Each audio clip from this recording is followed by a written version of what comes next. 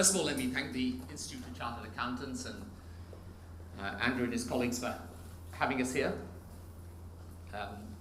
Andrew doesn't know what I was doing here in 1997. Actually, I don't know what I was doing here in 1997, but I'm sure it had a good reason to it. But thank you very much for allowing us to be here today. Thank you to Progress for organizing it. Thank you to all of you for coming. And I'm going to give you a reasonably short opening speech, and then myself and Matt are going to do Q&A with him and you and everyone. So, actually 21 years ago, yesterday, I became leader of the Labour Party. A lot has happened since then. We discovered winning successively, and then we rediscovered losing successively. Personally, I prefer winning. And I could make a speech to you about how to win.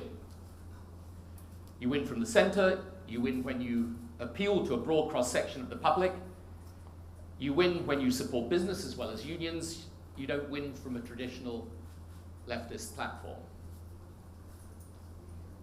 But given the state of the debate in the party right now, I don't want to. Because this plays into the single most debilitating feature of the current debate.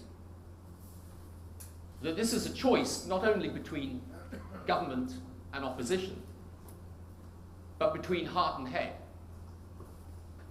between the pursuit of power and the purity of principle. It isn't. The choice is precisely about principle.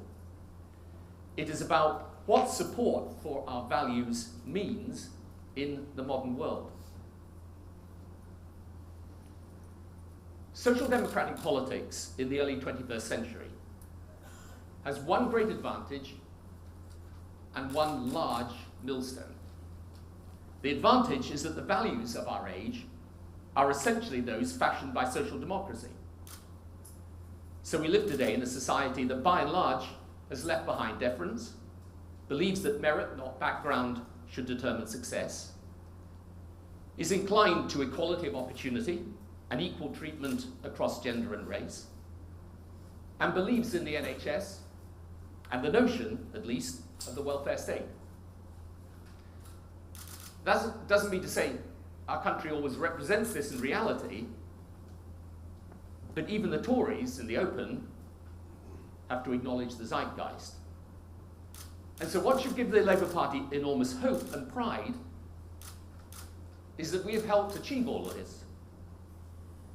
However, the large millstone is that perennially, at times congenitally, we confuse values with the manner of their application in a changing world. And this gives us a weakness when it comes to policy, which perpetually disorients us and makes us mistake defending outdated policy with defending timeless values.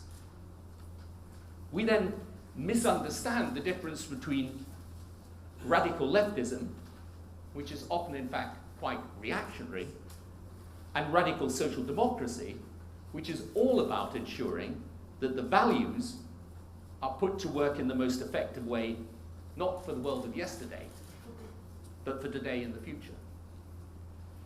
So, when, for example, in government, our reforms produce declining waiting lists in the NHS, or transform much of London's schooling, or cut crime, these weren't a betrayal of principle, but an implementation of principle. Betrayal would have been leaving a system of failure in place, even if in earlier times we'd helped create it. So let me make my position clear. I wouldn't want to win on an old-fashioned leftist platform. In other words, even if I thought it was the route to victory, I wouldn't take it. We should forever stand for social justice, for power, wealth, and opportunity in the hands of the many, not the few, as the constitution of our party now puts it. But that isn't the challenge.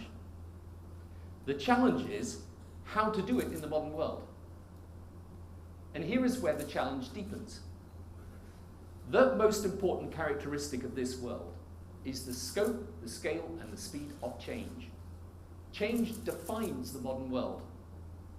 Technology alone is a revolution with vast consequences for every sphere: businesses, public services, lifestyle, and government. Globalization is opening the world up with attendant opportunities and, of course, with great risks. Individuals, partly through these changes, live quite differently with infinitely more choice over their own life. And businesses can decline and grow and decline with bewildering speed, making a thriving entrepreneurial sector a necessity. Development of human capital becomes vital for the future economy. And of course, the fallout from all of this creates new problems, like social care for increased numbers of elderly, and new victims, those left behind or disadvantaged by all this change whirling around them. So this change requires new thinking. And yes, 2015 is not 2007 or 1997. So yes, move on. But don't, for heaven's sake, move back. If we do, then the public won't vote for us, not because our thoughts are too pure, but because our thoughts are out of touch with the world that they live in today. So, we should use defeat as an opportunity. We have to rebuild. But approached in the right way, this is an exciting and not a depressing challenge. So how do we do it? Well, first, we get thinking about policy. I mean, real policy, not one-liners which make a point, useful though those can be in a campaign. Technology and the implications for everything from the NHS through to government itself is the single most important dimension. But across the board, from infrastructure to housing, to tax reform to welfare, we should be thinking through new solutions framed against how people live and work today. Second, we need to regain economic credibility. There is a perfectly sound case for saying we should have tightened policy before the crash. There is absolutely no case whatever for effectively accepting that Labour caused the crash. But we cannot address the future unless we're clear about the past and unless we show we're completely confident in the sphere of economic policy. Third, by the way, some forward-thinking Labour local councils are actually doing great work around this country today. Celebrate them and learn from them. Fourth, develop a dialogue with business about their challenges and needs, about productivity, skills, and what a modern industrial policy looks like. And fifth, work out what a political organization looks like in today's world. How we make decisions, how we communicate, how we get our message across, how we organize. And again, there's a wealth of examples from around the world as to what works and what doesn't. So we should access it. Now, a footnote in this, very important. The SNP and UKIP have clouded our sense of direction, I feel, because they seem to point away from the centre. But in my view, our response should be likewise based on principle. The answer to the problems of Scotland is no more about being more Scottish and leaving the UK than the answer to the problems of England is being more English and getting out of Europe or blaming immigrants. So I say take them head on. I don't know whether this is a winning strategy, but at least it's one I believe in. The truth is, we won elections when we had an agenda that was driven by values but informed by modernity.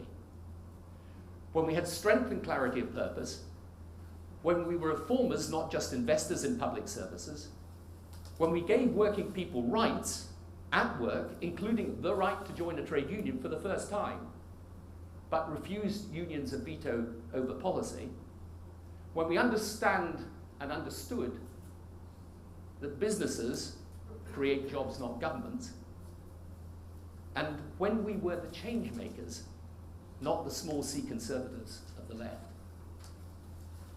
We won not because we did what we thought was wrong as a matter of principle, but right as a matter of politics, but on the contrary, when we realized that what is right as a matter of policy is right as a matter of principle.